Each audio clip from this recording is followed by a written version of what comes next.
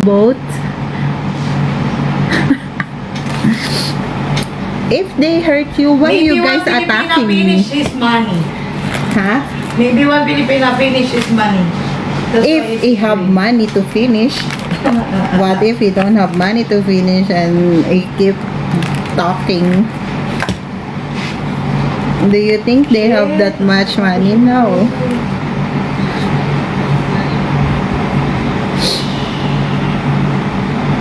No problem. If you keep some for fun, then Filipina will give you some for fun also. That's why you guys always chasing Filipina.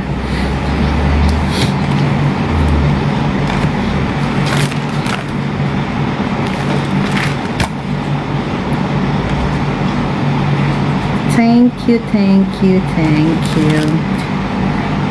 Honestly, Philippines girls are so beautiful. Just want to see. I love you all, Philippines. Thank you, USA.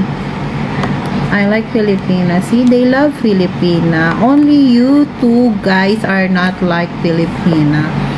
How broken are you?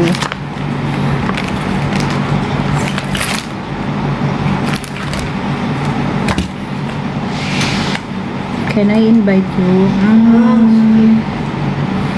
No. No po.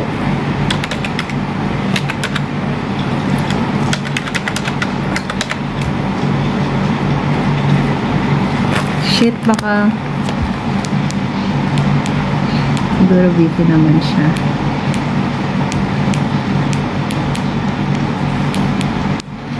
Tagal ko na lang na mo.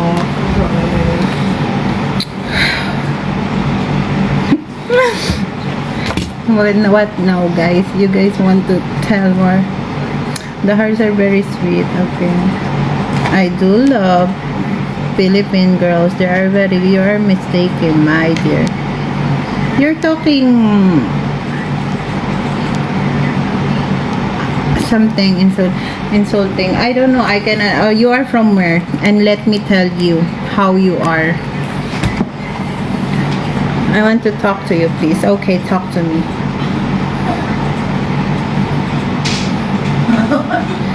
What I mean to say is your girl destroyed their reputation. I feel bad.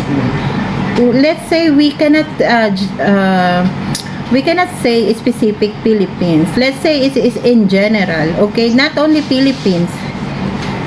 Look, other women, they do so much bitching.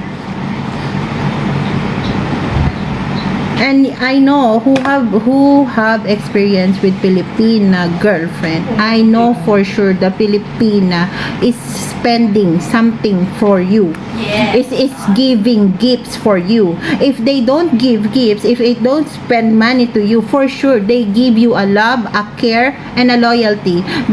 If you guys together, they will take care of you. They will cook for you.